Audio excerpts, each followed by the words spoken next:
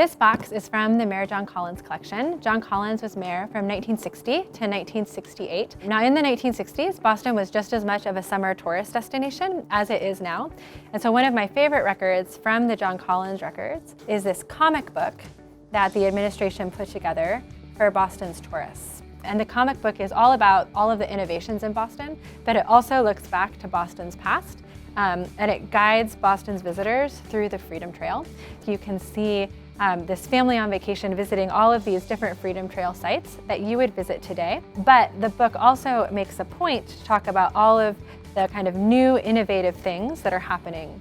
So for example, on this page, they tout all of Boston's universities and schools. They talk about how there are over 200 colleges and universities in Greater Boston.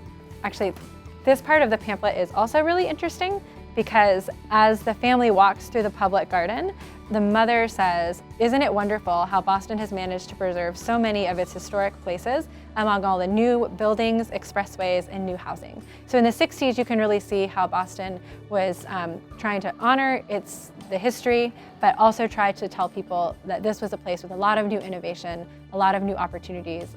And then the pamphlet ends when the family drives away in their really snazzy car, and one of the kids says, "After I graduate from school, do you think I can work in Boston?"